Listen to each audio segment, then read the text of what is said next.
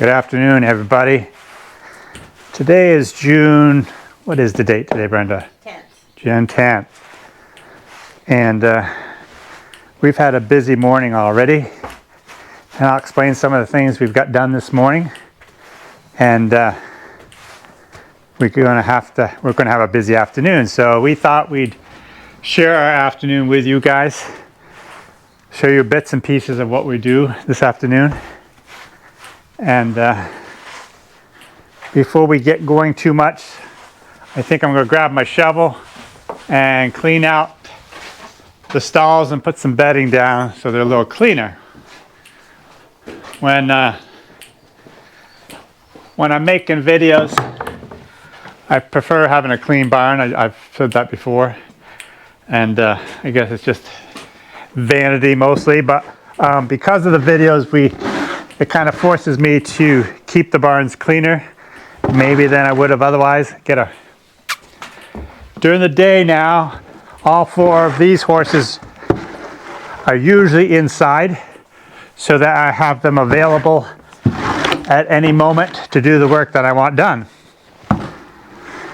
And I came in here about an hour ago, and I know a lot of people have commented on how they feel that my straight stalls that my horses are in aren't even allowing the horses to lay down. So I'm going to show you something from this morning, a little while ago, of two of the horses that were laying down. And so let's go to that right now. So I just want to show you the different ways my horses lay down. There's Baron just laying down in the stall like that. And over here Earl is laying down, but he lays down way back off the deck for some reason. That's just the way he always does it. I've come in here many times and he's laying down. And as you can see, he's in no big yank to get up. No hurry to get up. He's totally content there. And earlier today, Duke was laying down, and now Baron's laying down here. He lays down quite often, I'll see him. With Bill, I don't think I've ever seen him lay down in his stall. Sometimes he'll go outside and lay down, but in his stall, I don't think I've ever seen him lay down.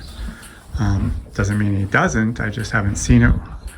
And but these Suffolks, they're not too bashful. They don't mind laying down while I'm right here. Oops, I was going to show you how easy to get up, and Baron was up before I even realized it.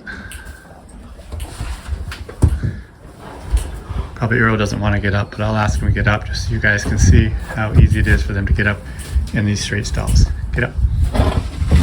Get up. So there you have it. Can they lay down in their stalls? They sure can.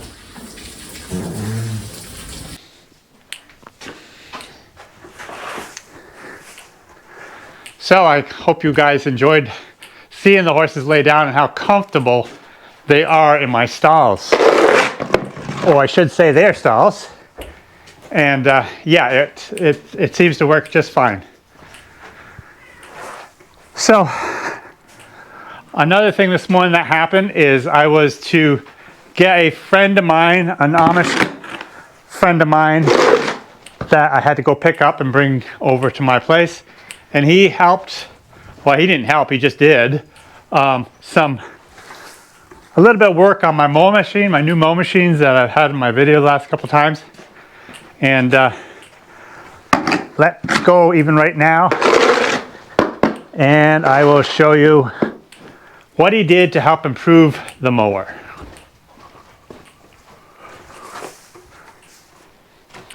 So I'm going to walk around my mower and show you a few more things that I kind of missed on showing you the other times I've done the mowing. But before I do, just a quick thing on several of the comments commented on how if I'm going to have a motor on my mow machine, I might just as well use the tractor. And it is true, I could use the tractor. But the reason I choose to do it this way is because I really enjoy using the horses. And so this allows me to maybe get a little bit more done with the horses.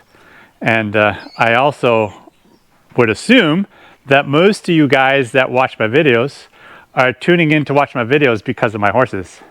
And if I use the tractor, that would not be horses. So I guess I'll stick with the fact that I just enjoy doing it. It's like, you know, anyone else, you can say that for so many different situations, you know, about why do you do it? And the answer for most people is going to be because I like to. This is what I enjoy doing. So, but let me show you a couple things on my mow machine that we did change. The biggest thing that we changed was these guards. These guards were, of course, bought by the manufacturer of this machine, and he would have bought, you know, a whole bunch from the company that makes these guards. And they came with the ends of the tips here, had all kinds of stuff on them that stopped the flow of grass to go across the cutter bar. And so he just took his time and took his grinder and made all these points sharp.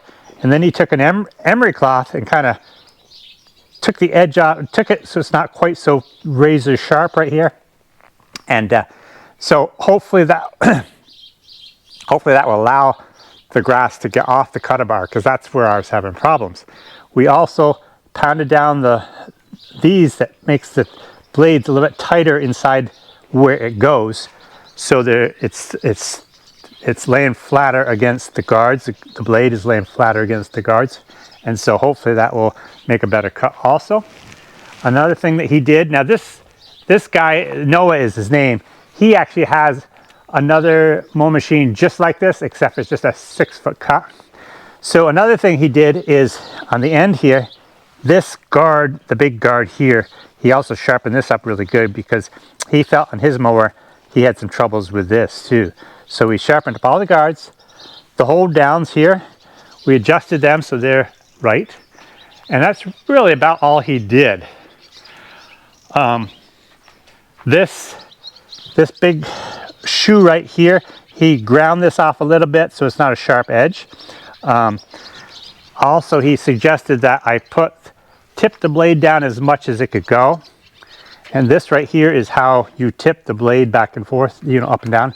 And it's new, so it's really, really tight and actually hard to adjust, but you really only adjust it once in a while. So I've got it so it's pointing down as much as possible. One other thing in this mowing machine I did not show you is this apparatus right here. Now this wheel right here, as you're pulling it, it's got the ability to spin right around. And for corners and everything, that works great. But because of a 9-foot cut, there's such a distance back there, it's going to potentially cause side draft, because it's going to want to hang back sometimes. So this rod here is made in such a way, you pull it back into this groove right here, and I can't even do it right now with holding the camera, but it's such that when it's connected into this slot right here, it will, the wheel itself will help lessen the side draft. So that's what that's about. So what I mean by side draft is as we're standing here and this mower goes backwards when it hits the hay, it's going to be kind of pulling the whole machine sideways. And so as the horses are pulling ahead, there's just going to be more tension on one side of them. I guess you could say that's one way to explain it. And so that's how this helps. Also, one other thing, I thought that I'd have to put an extension on my tongue, and I did not. I was able to I got my shortest coupled eveners and neck yokes that I have, and it's actually a good fit. I am hitched back very short on the whipple trees, but it doesn't affect the clearance of the horse's legs, so it's actually working really well there. It's also surprising when you're sitting on this seat, how far away you are from the horses. You know, with the number 9 mowers, I was a lot closer.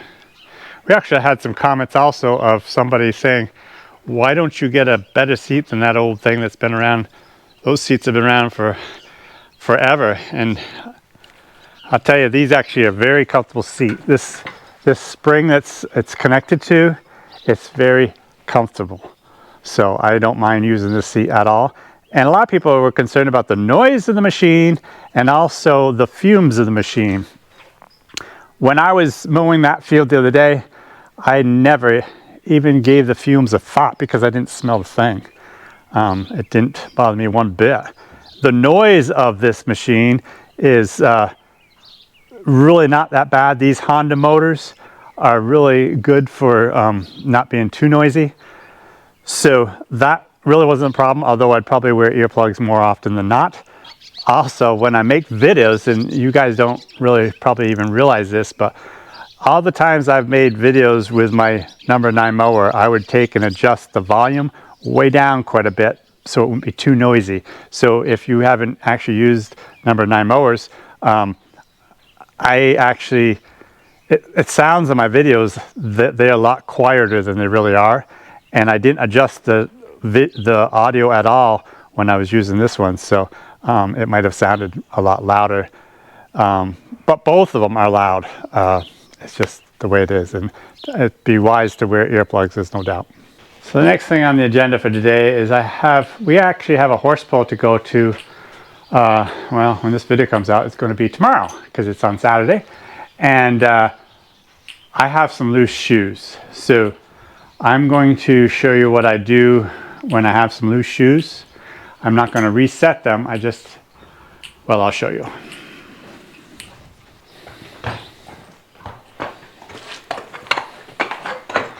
So if you listen closely, you can hear the shoes are kind of clicking because they're loose.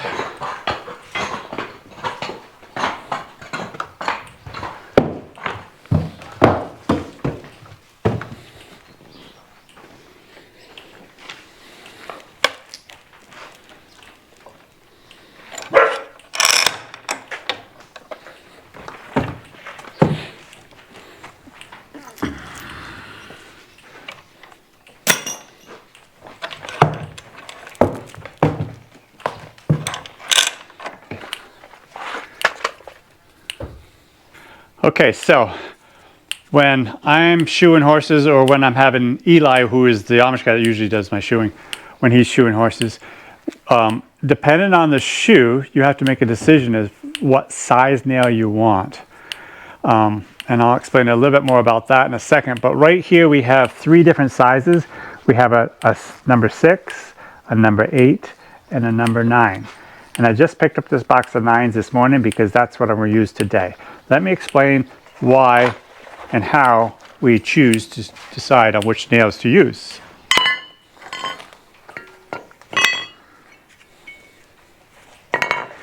Okay, so I'm going to show you guys some shoes here. What happens with horseshoes is we put, when they're brand new, they have small holes like that. And we start them on number 8 nails. And a lot of times we can get 2 resets on 8 nails. But the nail holes start to wear out as you use these shoes. And as you can imagine, as the hoof is going into the ground and working back and forth or whatever, these nails start to shake. And so it actually wears out the holes. And so these are a couple of shoes that have started to wear out pretty good. You can see it from this side. The nail holes are getting bigger. And then look how bad these nail holes are, how much they've worn out. They're just huge. This is actually a shoe that's a little bit different than the other ones. But anyways, that's what happens. That's an extreme. But so they just bit by bit wear out. Now these nails in this shoe here, we pulled the shoe off. This was, who knows when this shoe came off. But all these nails are really, really tight in here. And what happens is they wear out here.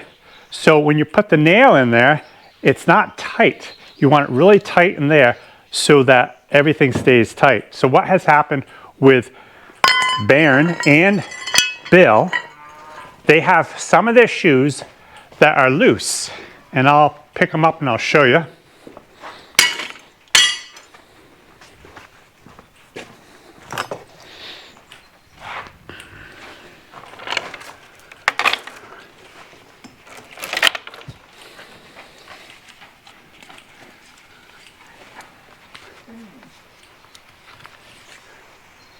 It's raining outside again. We had a tremendous amount of rain last night. Things are really, really, really wet. I want to start mowing a little bit of hay later this afternoon, but I was hoping to have it nice and dry when I start. And now it's raining again.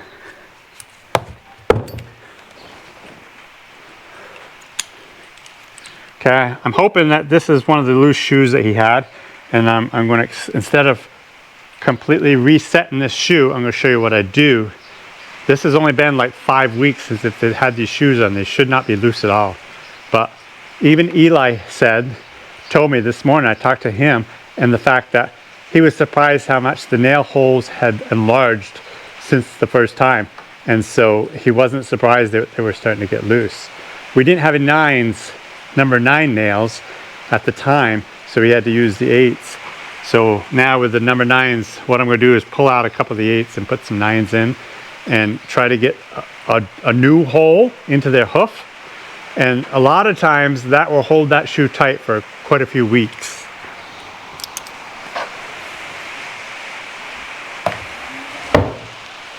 That shoe doesn't even sound loose, but I'm pretty sure this was one of them that was loose. Come here. Yep. Oh yeah. Whoops. Come here.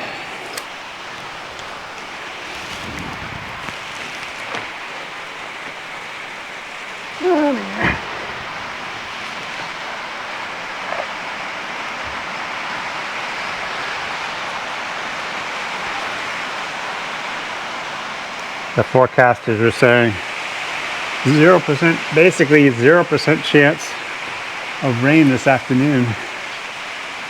But they were wrong. My new mow machine being a 9-foot cut, I haven't even found a place yet to store it. My sawmill building there, we had pushed it into that to do the work on it this morning because it was raining, but I had to lower the cutter bar just to get inside the building.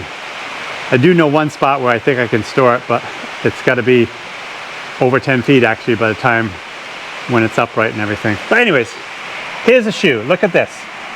So if you listen closely with the rain, you might not be able to hear it, but you hear that noise? And look right there, that nail right there, as it walks. That nail is probably very tight in the hoof, but it's loose in the shoe, and that's because the nail holes are too big. So we'll take out a couple of these nails and replace them with the number 9s. And it seems like the front ones are better than the rear ones. So I'll probably deal with the rear ones. And when I put the nail in, I'm going to kind of run them at a little bit of an angle so that it misses the hole that is in there with the number 8s. So let me see if I can't get a couple of nails out.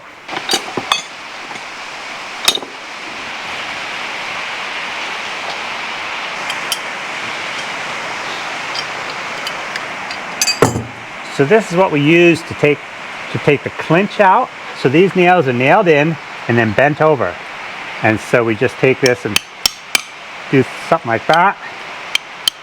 It doesn't, sometimes it cuts the clinch, but most of the time we're just trying to straighten it back out again. And that's what it's doing.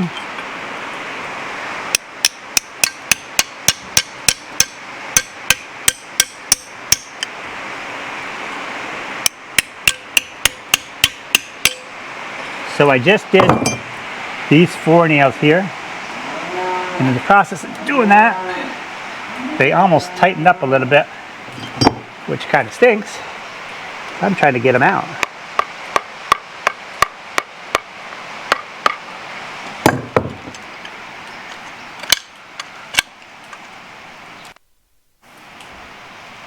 Okay, so I just grabbed that head of that nail and bent it like this, and I brought it right out.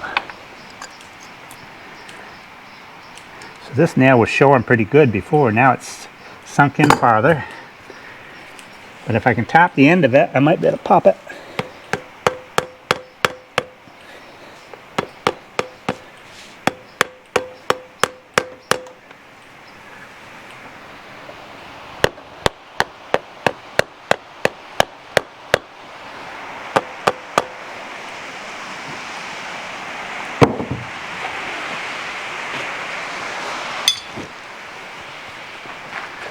So another way we can do this is get behind the whole shoe itself. And I don't like to do it this way if I don't have to, because I don't want to mess up any of the other nails. But by just coming from the very back side, all we're doing is pulling just a little bit on this end. And then here we go. And then if we just tap the shoe back down without hitting the nail, hopefully we can get on the edge of the head and walk it right out like that.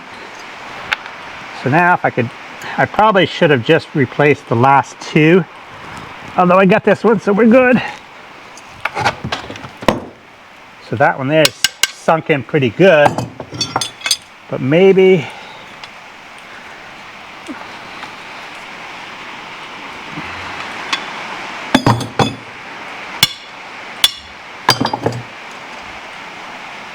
yes, we got it. Okay. So these are the 4 number 8 nails.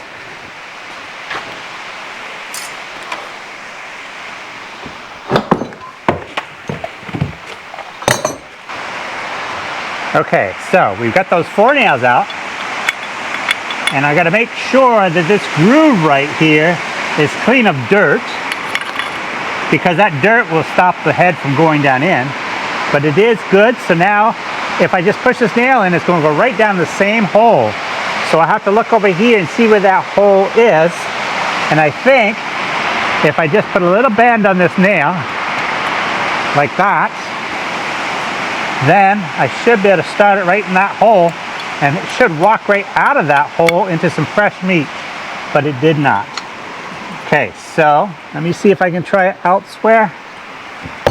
What I'm going to do over here is I've still got a little bit of bend to that, but I'm going to point it towards the front of the hoof and try to get into some fresh hoof. And I think we did. And it's coming out, which is good. And as you can see, that nail went in tight, and it's still below the nail, or there's still a lip there. Whereas the number 8s, there's no way I can get a hold of that, but this number 9 is sticking out enough I can actually still grab it. So that's good. So there's one nail. Okay.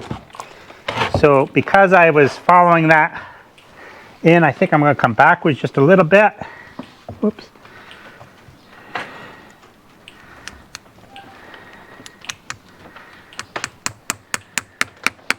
Okay.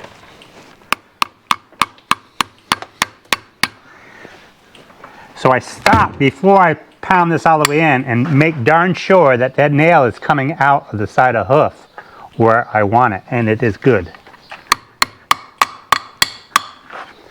So now I just snap the end off. That.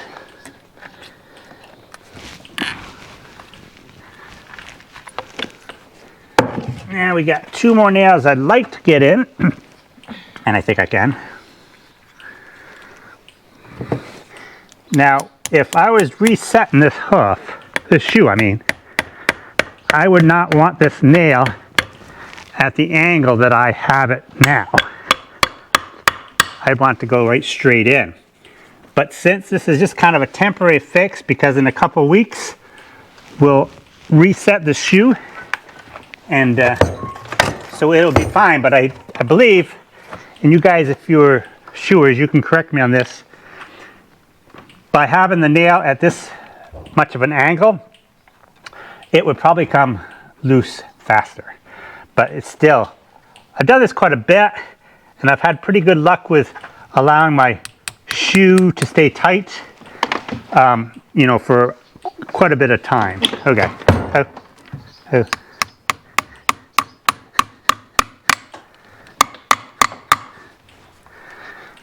I have noticed also that, generally speaking, it's just before you go somewhere, a parade or a plowing contest or a horse pull, that is when you tend to have your loose shoes when you go out into public. Should happen that way, but surely seems to happen that way sometimes. So now I got them pounded in. I'm just gonna take the clinchers and grab the end of the nail and bend it over good.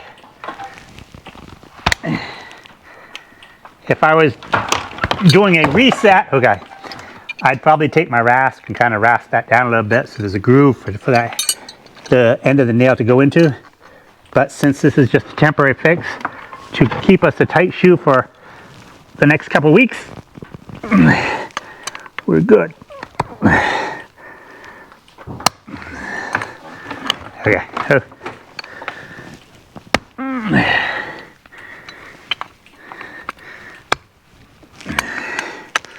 I will also quite often check the other 2 nails on each side and try to clinch them down a little bit tighter if they happen to be loose.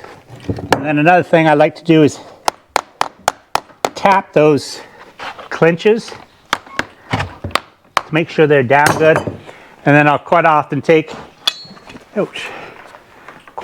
my rasp and just smooth off the rough edges on that clinch.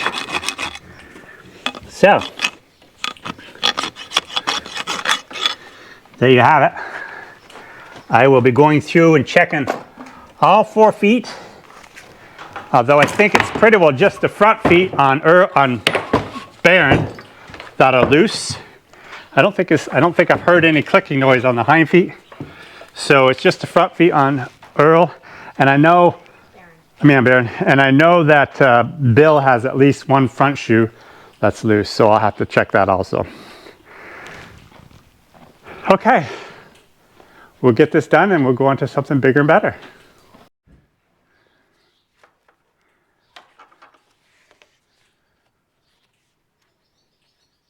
Street. Dude, bye. Bye. Bye. Ew. Catch that. Oh.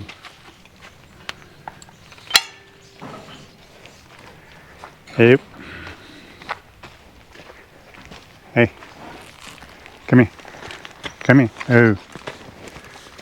No.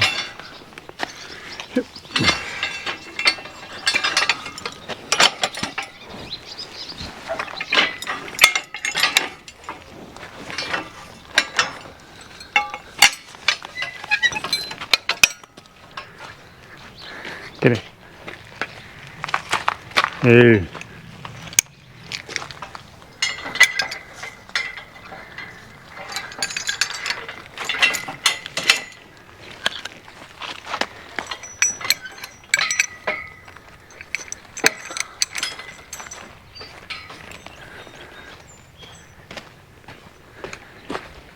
Get Duke. Oh, good boy. So we have Duke and Earl here on the mower, and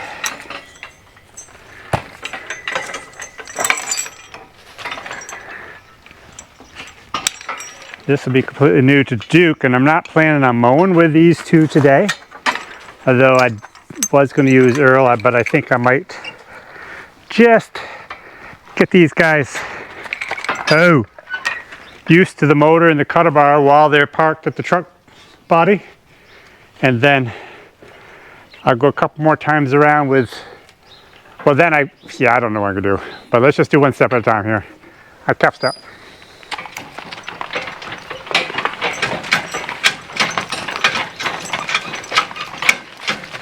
I do hope to do a lot of mowing with these 2, but they're not quite ready for it yet.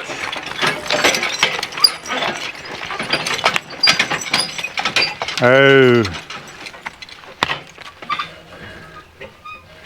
One thing I don't think I like about this mower, and you have to be very careful with it because of it, you got to make sure you have your lines safely stored.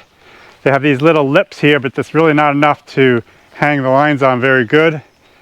If I do it like that, when my line's tied, that should work fine. But if the motor happened to be running, you don't want your lines obviously to drop down to here into the belt.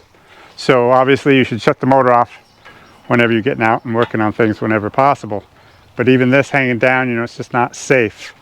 So that's something I gotta figure out how is going to work best. So I'm going to tie these two, and then I'm going to drop the cutter bar, start the motor up, and see how Earl reacts to it. I already know that, I mean not Earl, how Duke reacts to it, because I already know Earl is fine.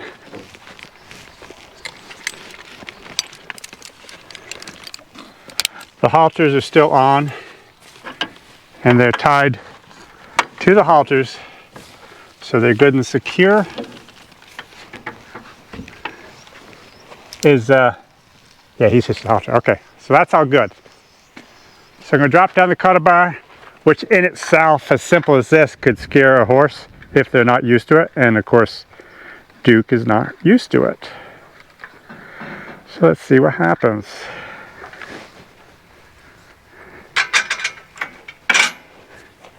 Okay. Okay. Well, that was not a problem at all, which is good. So now, we'll start the motor. So before I do that, I'm going to make sure I have my lines so they're safely in a spot where there won't be a problem. Choke it once, turn it on.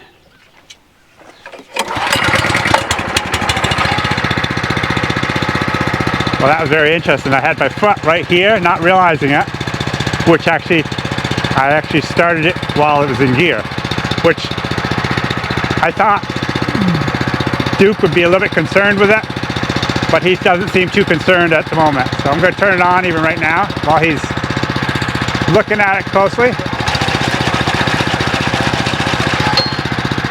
And he flinched a little bit.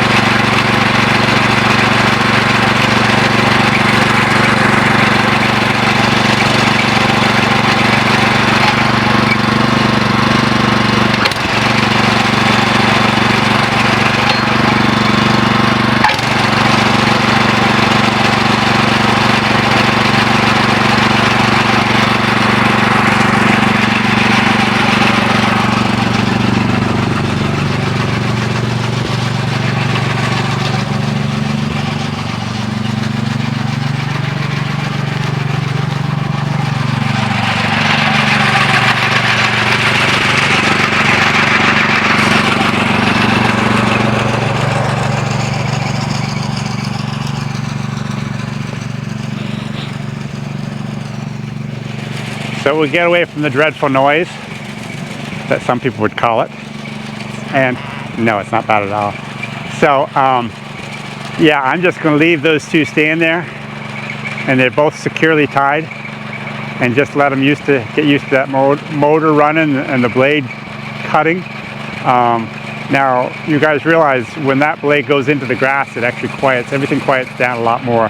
The vibration that you're seeing even in the cart and the seat and all, that will kind of disappear when I sit on it and when I actually drop the cutter bar into the grass.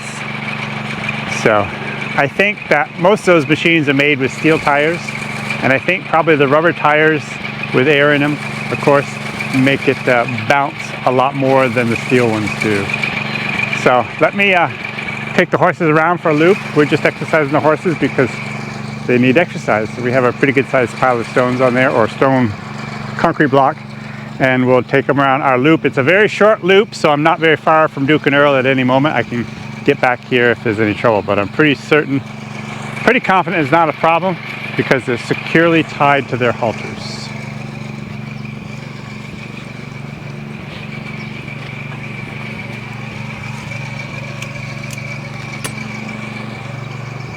You want to ride, Brenda?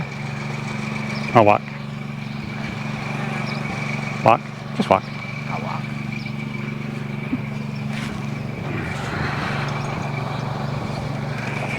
All right, careful step.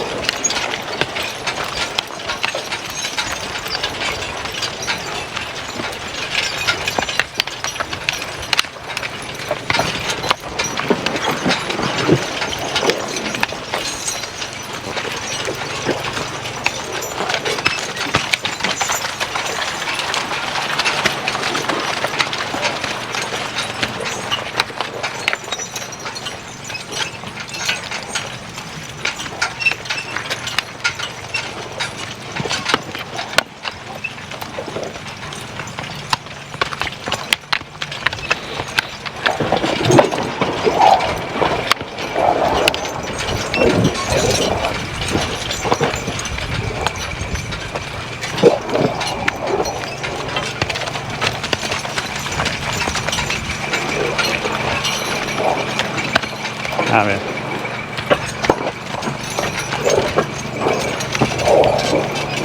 Oh.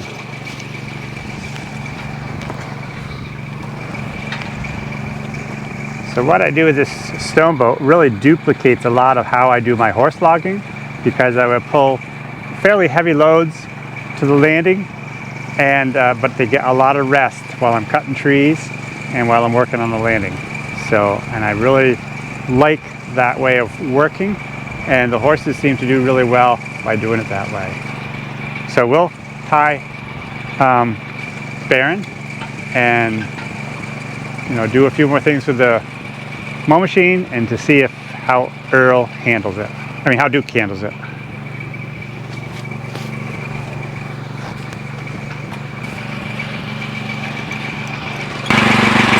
right.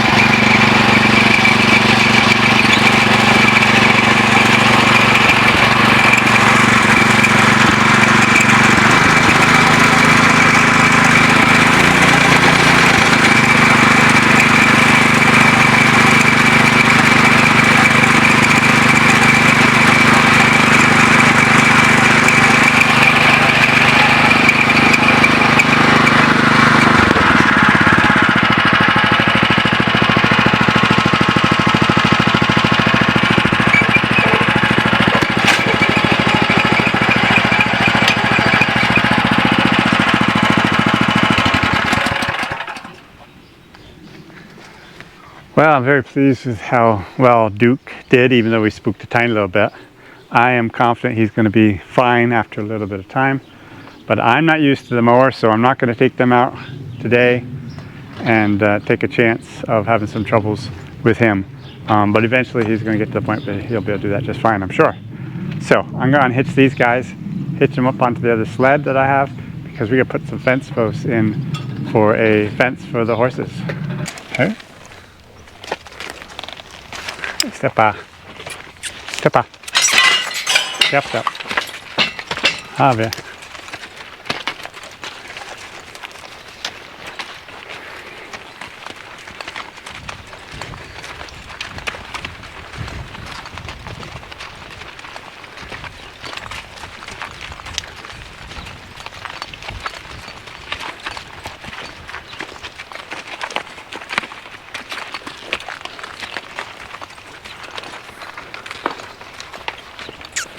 Careful.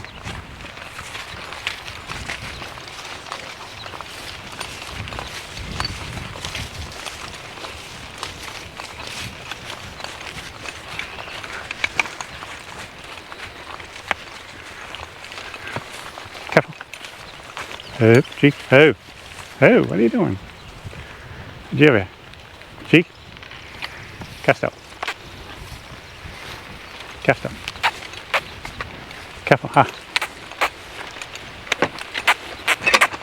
Oh, come there. Oh. Oop.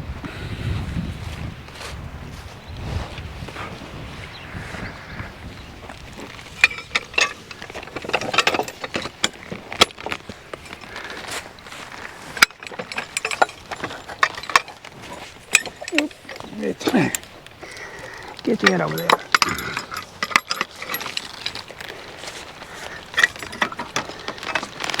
Come on, get your head over there.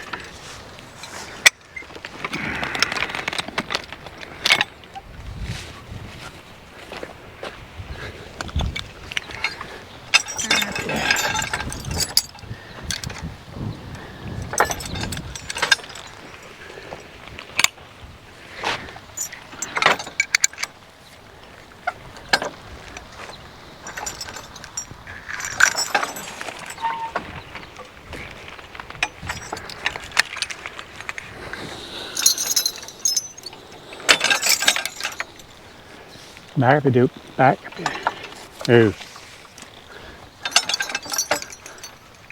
Back, dude.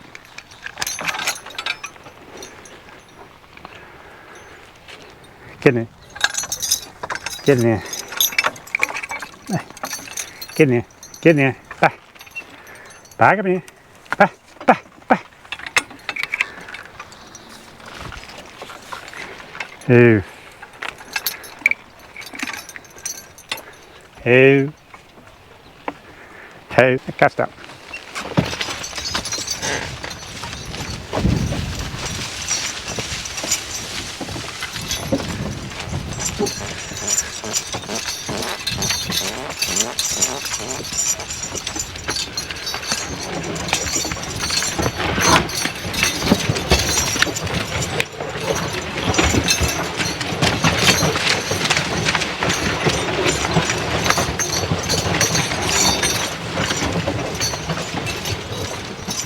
Oh.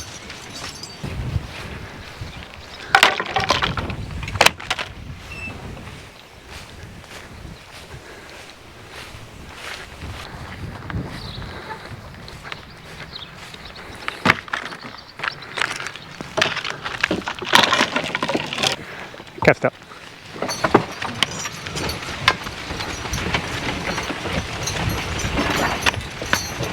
Oh. And cast up. So this is the field we cut the other day. It doesn't look that bad from this angle, but there's still quite a lot of hay that did not get cut, but that's the way it is with heavy clover that lodged. So we ended up with 10 wrapped round bales off this little piece. I cast up.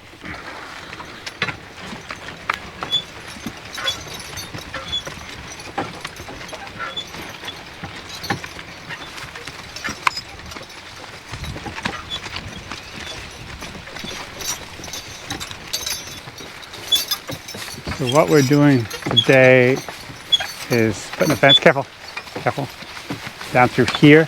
I came out the other day with these two in the sled and put in a bunch of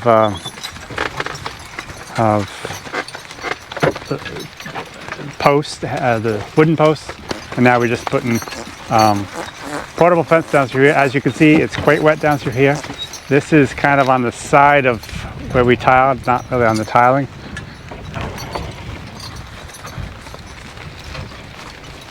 So this is a stretch I was thinking I would be plowing up, but then I changed my mind because it's so wet and I need to do more tiling before I can put it into a crop field. So now we need to put it back as a pasture for the horses. So there'll be a second, another pasture for the horses. So we're just slapping some portable fence posts and put up the portable wire and won't take long.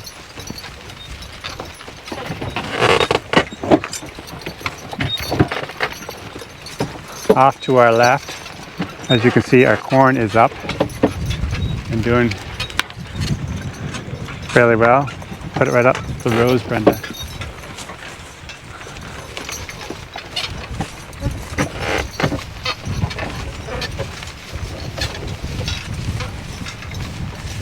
So I wanted to make this fence so I could still drive the horses around the field when the corn is growing. The piece off by my disc harrows over there, ahead of us, is going to be seeded down, but I don't care if it takes me all summer long to do it. I would prefer it to be all done by now, but it's not. And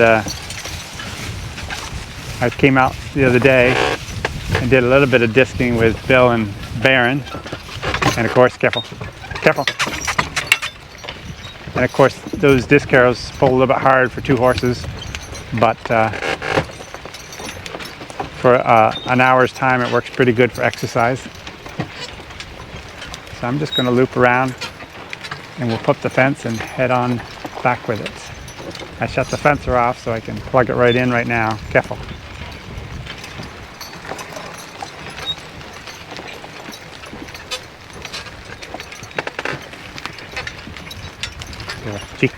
Gee, I just remembered something I forgot. What's that? My insulators for the wooden fence posts. Oh. So I'm just going to have to just put it up in such a way that I'll come back and do it later. Oh! So you're going to have to hold the horses, Brenda, while I do this?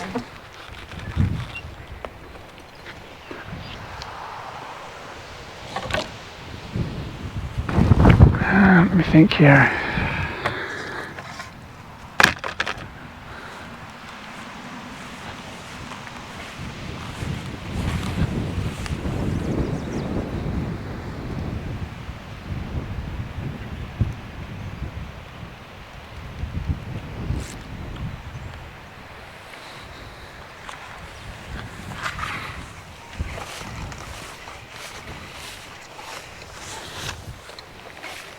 That's the strangest thing right there. Kept up. You mean when and where the flowers are? Line of buttercups. Yeah. Just one line. Why would that be? Oh.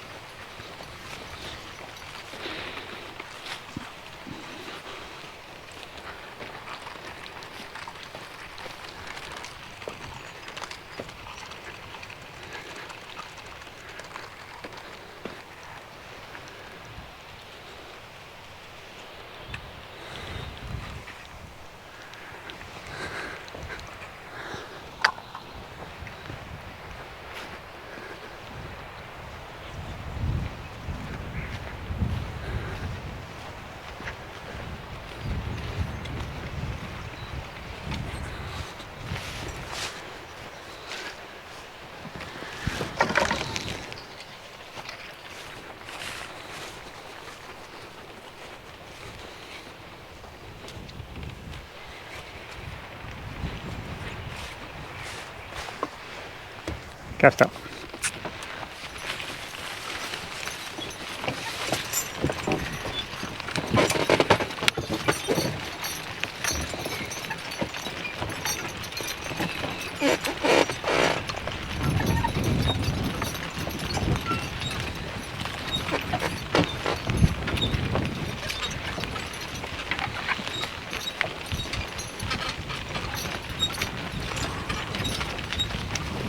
Oh.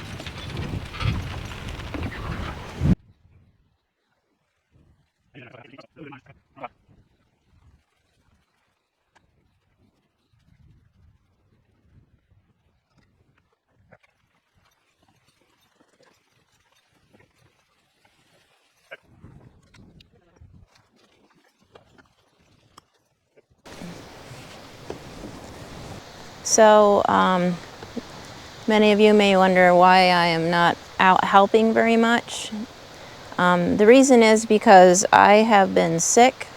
I got a tick bite, and I got something called anaplasmosis, which is not Lyme's disease, but it's a tick-borne disease. And I was very, very sick for probably a span of 3 weeks. I'm just now getting done with my antibiotic series, and all the terrible symptoms I had have pretty much subsided, but I'm very, very tired still. And so I'm really trying to take it easy. And it's been a rough road, but everybody in my family has been very good to me and very helpful. And I just really haven't been able to help Jim do anything for the last few weeks. He's had to help me. So it's been a little rough road for all of us, but I'm very thankful that we figured out what it was, and I'm on the mend.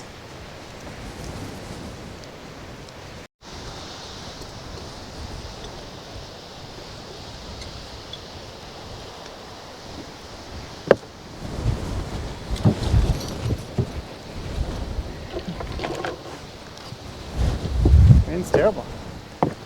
Yeah, Test that. horses probably like it.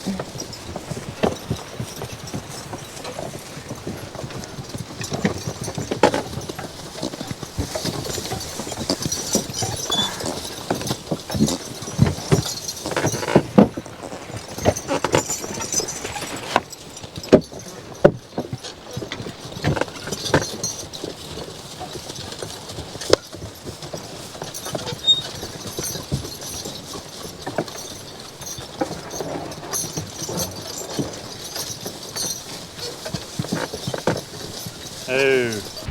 All right, guys.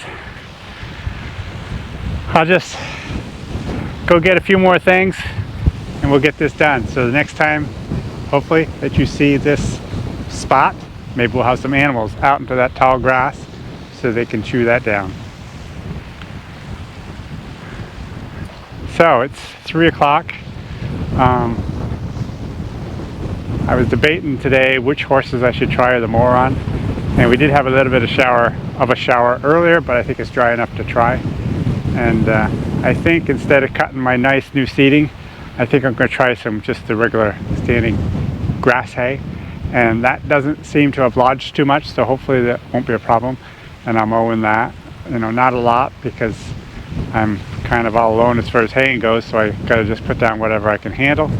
And also, the first time of the season of baling hay, it's something you want to not overdo and make sure everything's working properly. The tedder's working, the rake is working, because I've already used those, but the baler, who knows. So we'll just put on a small piece of the grass hay, and then we'll attempt probably tomorrow maybe to put some of the new seeding, last year's new seeding down, and see how that mower works. So let's maybe move on to that next. I catch that. So off to our left, we have the new seeding that we have with a lot of clover. I want to just take these guys around the field once because they need the exercise and work. And so I'll show you the clover. And it doesn't seem to be lodged as bad as my first piece was. So hopefully, maybe by tomorrow I can mow some of that. I don't want to put the whole piece down because it's a huge, well, for me, it's a huge piece that goes not the end of the field. That's new seeding this year's, but it goes all the way back to the wood line back there. And I don't know if you can see where the line changes off to our left, but there is a spot there where it gets to grass hay. There's a lot of grass hay in the clover also.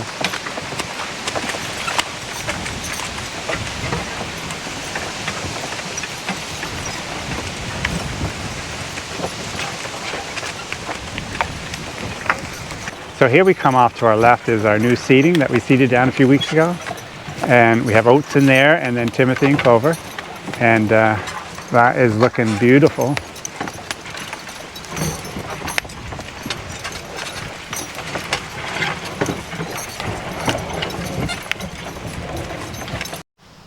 Well, I'm out in the field. Jim's out here mowing, and he's way ahead of me. I'll have to catch up. But look at this beautiful swath of hay.